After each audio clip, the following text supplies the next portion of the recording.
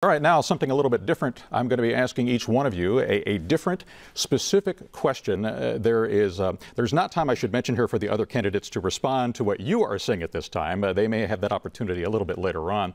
I'm going to start with Mr. Pritzker, and I'm going to ask you this question. One of the focuses that has happened in this campaign, quite frankly, is about an individual who's not in the room with us here this evening, and that's House Speaker Mike Madigan.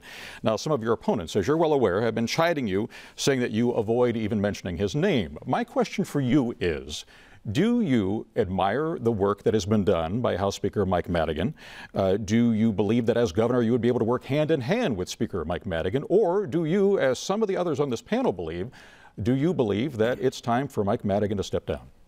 Well, let me start by saying I'm an independent leader and have been my whole life, and that won't change when I become governor. There are things that I disagree with the speaker about. There are things that I agree with the speaker about. For example, I'm in favor of leadership term limits, which would limit his term. And I'm pretty sure he doesn't agree with that. And I'm in favor of independent map drawing. I'm against gerrymandering, which I'm pretty sure he doesn't agree with either.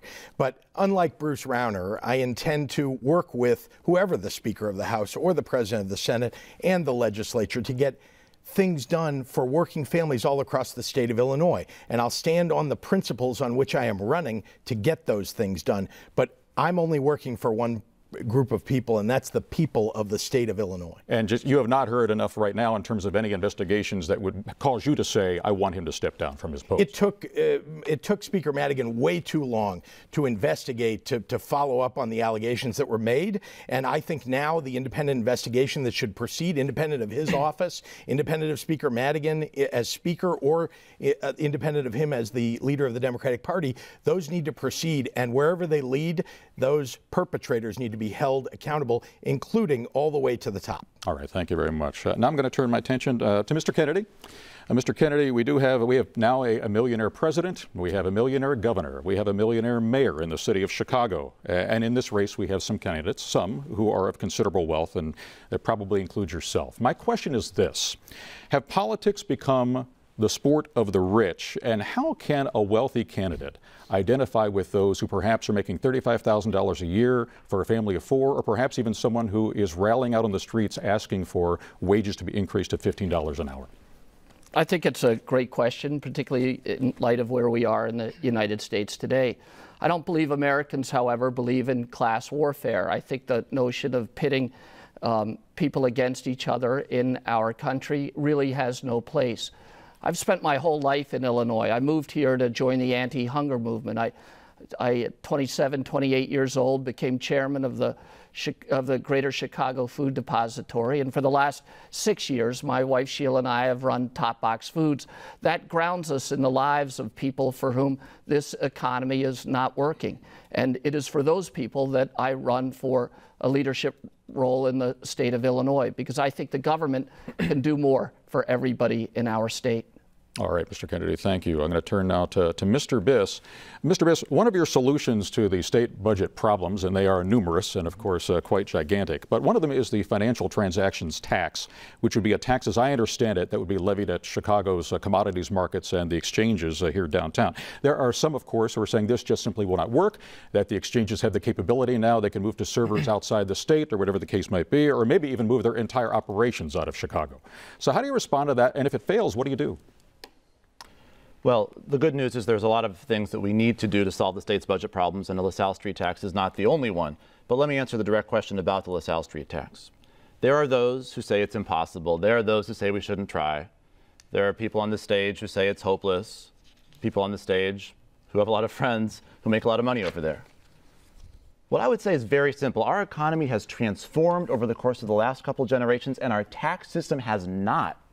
And so what's happened is our financial sector has grown and grown and grown. The rest of the economy has shrunk, and the rest of us are being overtaxed because we haven't figured out how to tax the financial sector. Do I take those concerns seriously? Yes. Am I ready to stand with anyone and work with anyone to solve that problem in a way that works? You bet.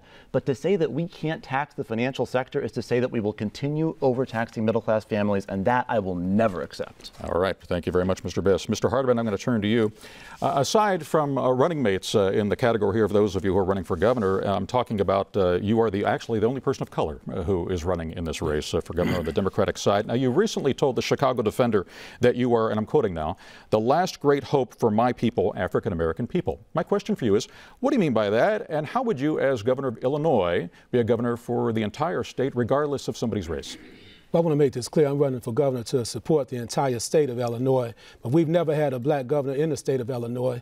As you can see the way I'm dressed today, I'm wearing this as a symbol for everybody here in our great state. But everybody's depending on the black vote to win this governor, the primary right now. So I'm trying to appeal to all people, Hispanic people, white people, African-American people. I'm the only candidate up here. I ran for governor in 2014 and secured 30% of the state vote, winning 30 counties downstate. I'm really the governor for the poor people and the middle class and the working class people. So my campaign is all inclusive. That's what I meant. I'm the last hope for my people because we've never had a black governor. And I'm running to make history here in Illinois as well. Are you finding support? Do you feel you have the support? Well, we have support. A lot of people talk about the support issue. We have staff down in southern Illinois. We have staff in central Illinois, Lake County, all through Cook County. And I plan to surprise everybody. The polls had me at 5% in 2014, and we finished with 28.1% of the state vote. I believe everybody watching today, the 35% of the undecided voters, hopefully I'll give them a reason to make up their mind tonight. Thank you. That's why I'm here today. Thank you, Mr. Hardeman. I'm going to turn now to Mr. Diber. Mr. Diber, why do you support, as part of your proposal, I understand, and again, we're talking about tackling the state's budget situation in this case, why do you support taxing retirement income? Because is that not essentially forcing the people who've managed to save on their own, or perhaps through 401ks or their own retirement savings, is it not penalizing them for perhaps the bad decisions that were made in Springfield all these years? Well, let me clarify that. I laid out a progressive tax model, and everyone but Mr. Marshall is in favor of progressive tax. So in states that have progressive tax models, you must have a base that you begin that progressive tax at, which I've laid out as $25,000. And I've said this, that as an option to pay down the debt interest on the pension bonds, I would ask those who are part of a state pension system to participate at 1%.